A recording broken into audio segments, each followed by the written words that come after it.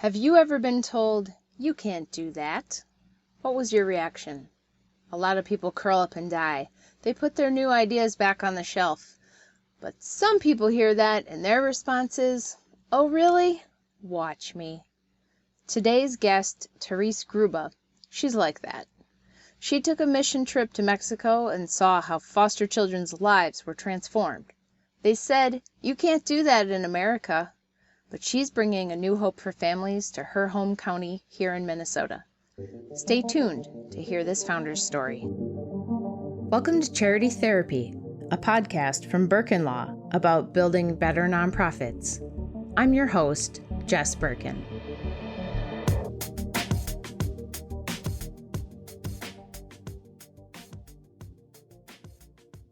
My name is Therese Gruba, and I live in Duluth, Minnesota. And I am the co-founder of New Hope for Families.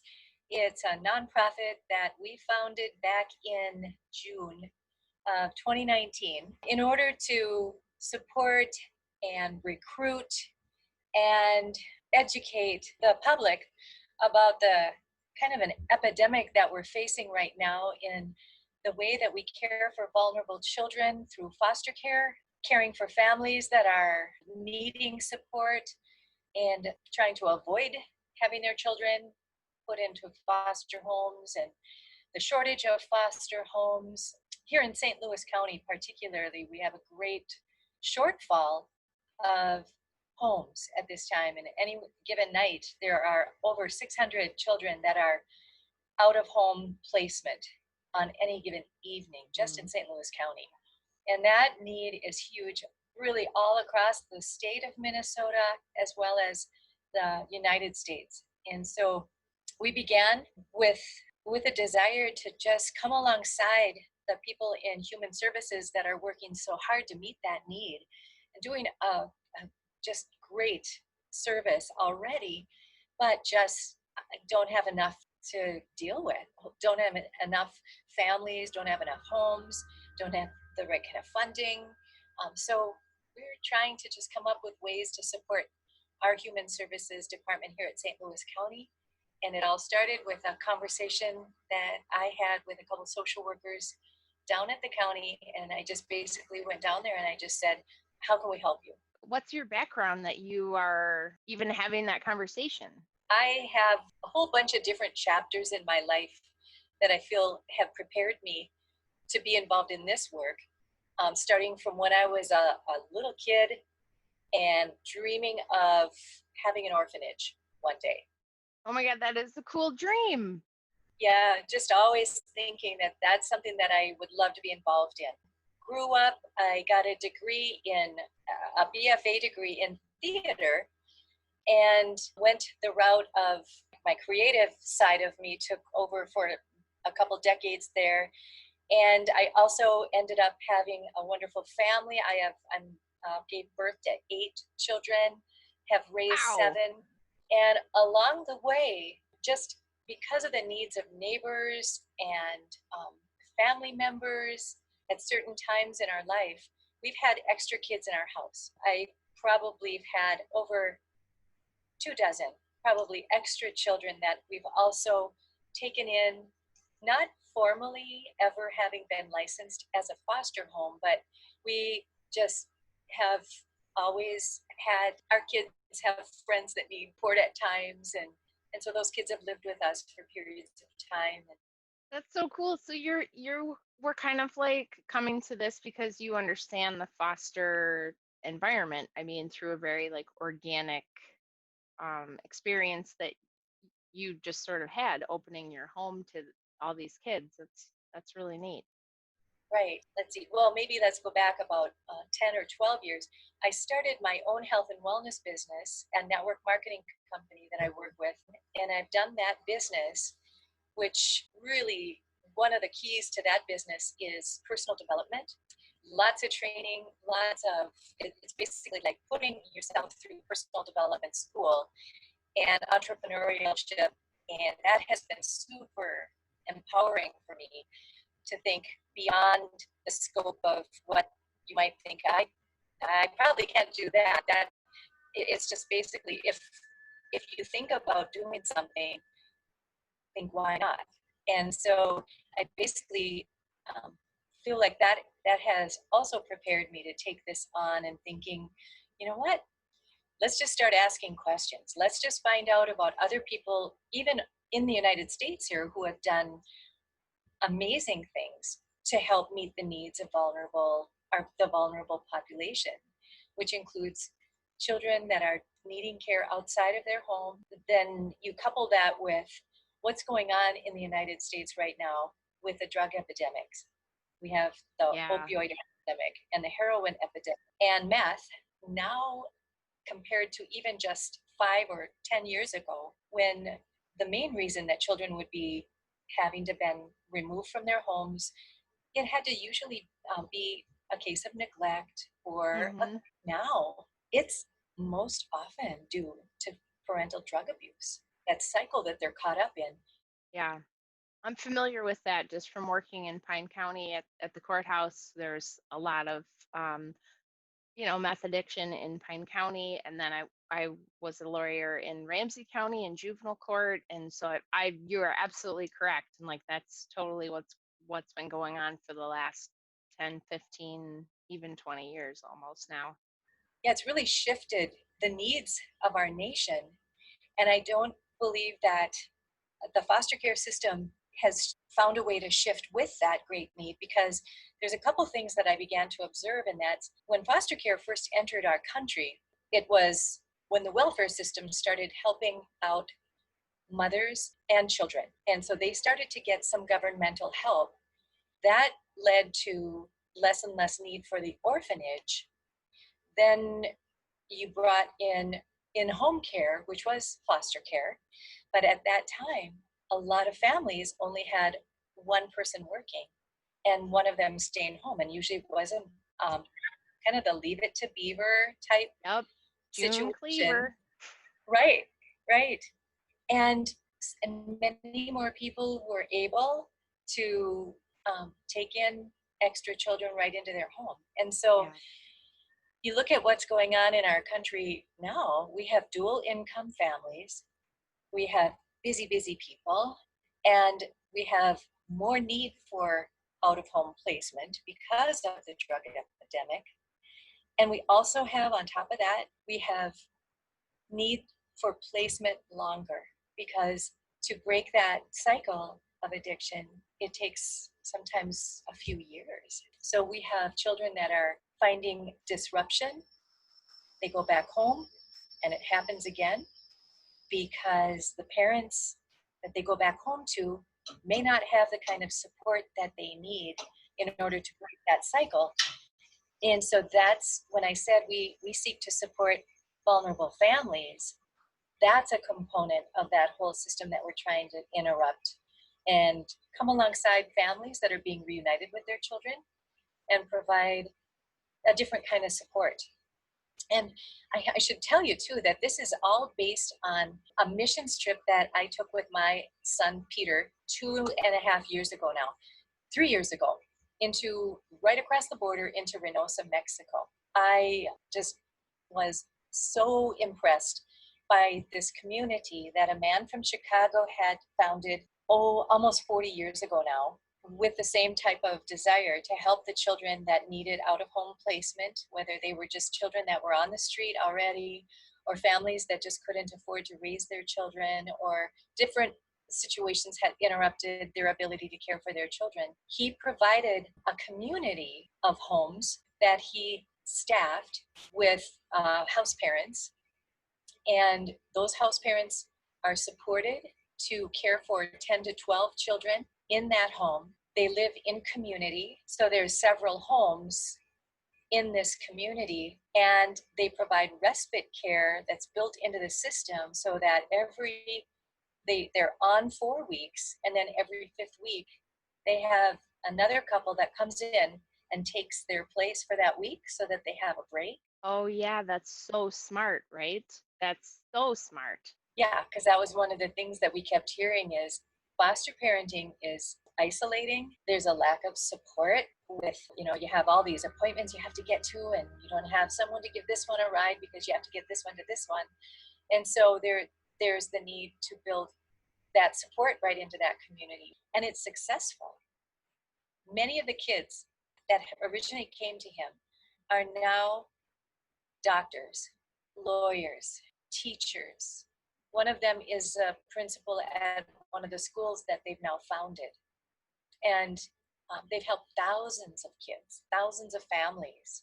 Wow. So the outcomes are there. It works. So it's like you have this model to be inspired by, and Right, then you're bringing that back to here in the US in Minnesota. uh-huh. And what does that look like for us here now? How are you doing this? That's a fun question to answer because when I was at this mission, I said to Ray, have you ever thought, has anyone ever talked to you about using this work here in Mexico as a template for something we could do in the United States? And he just basically said, oh, it could never work because there's so much legislation and there's so many hoops you got to jump through, and you have to cross these T's and dot these I's. And his reaction, it didn't hinder my thoughts at all. In fact, it kind of fueled my thinking to think, well, we're just going to have to do something more creative. We're just going to need to be respectful of what's already being done. And I think that's what fueled the question that I was, that I found myself asking when I went and I made the appointment with social services. I sat down with those two social workers, really not knowing what we could do, but I wanted them to know that I respect what's already being done, and we just want to find a way to help and work alongside the people that are already in the trenches. And I'll tell you what, St. Louis County has been nothing but welcoming and supportive, and our community has just basically exploded with support for what we're doing. Wow, that's amazing. And I love it's so tempting for people to come in and say, well, I have a new, better, different way of doing it because this other way that's what's currently happening right now is terrible. And that becomes their message. And it's like, well, I just love how you're like, look, you guys are doing hard work and doing good things, and how can we make the pie bigger, right? Like, how can we support each other? How can we be strategic partners in this sort of like joint vision? I love that Yeah, aspect of it so much. yeah, it's been really exciting. They're so I think it's a matter of the right people being in the right place at the right time. And the co-founder that I work with and I originally spoke to about this had also had an opportunity to be at that same mission about 5 years in a row before the year that I went. And it just so happens that he is the assistant county attorney here in St. Louis County. Oh, wow. Yeah. And the year before I went, I knew he had gone, and he had gone with a really sore back. And so I saw him at a fundraiser just after I had been there. And I said, hey, Joe, thank you. I just want to say thank you so much for going to Reynosa. Rio Bravo is an amazing work, and wouldn't it be cool if we could do something similar? And he said, we should probably talk about that. So he and his wife and my husband Jim and I began to get together every other Thursday evening over that summer and started to talk about it. And every time I have a chance to speak, it's interesting because somebody in the room will inevitably come up to me, or whoever it is that's speaking on our behalf, and say, I've always wanted to get involved, but I haven't known how. What can I do? And so really the raising public awareness has been one of the biggest things that we do, is just get out and talk about it, and then start making the connections. And we heard about the sisters that work up at St. Scholastica, the Benedictine sisters. They happen to own a community center that was attached to a beautiful 6-bedroom parsonage in Central Hillside, and they were looking for someone to take it over. Oh, wow. So is that happening for your organization now? I'm sitting in one of the old classrooms. This was a fifth grade. Anyway, when we looked at the building, it seemed a little bit daunting. I can imagine the big responsibility for a brand new nonprofit. But they said to us, the sisters said to us, we were given this building for $1 50 years ago, and we don't need to make any money on this. And they accepted $2 for the building. On February 28th, we were given the keys to the building. And oh, wow. Yeah, it's pretty remarkable, and it's so cool because we really didn't realize that we were going to need a center of operations, but it has been amazing. We think probably one of the classrooms is going to be used by St. Louis County as a visitation room Sure. for surprise visits. There's a new program that is piloting here in Minnesota called Safe Babies. They're talking about using that as designated space for their program. So again, just St. Louis County is super supportive and excited about what we're able to provide. The parsonage is now a foster home, and they've already taken in over 50 children since May when they opened their doors. Wow. We've had 50 children go through. Wow. Amazing. I mean, it's really an incredible startup story. Very cool. Our dream is just we want to impact this generation and see that cycle of disruption is disrupted. Yeah. And they can turn around and impact our community for good. Just bring as much health into the community as we can by working with this generation for the next generations to come. Yeah, and it's definitely achievable, right? Like with the community that's in Mexico, you're already seeing that is happening. And so I can just, listeners can't see your face, but I can see your face right now. And like, it's like you just light up when you think about the idea. Like I can see that it excites you to think that these kids will grow up and have been impacted by this and like go on to, sort of pay it forward in their own way in their lives. It's really cool. That's pretty special. Can you tell us where people can find your organization online? New Hope for Families, spelled out just like it sounds, .com. That's our website.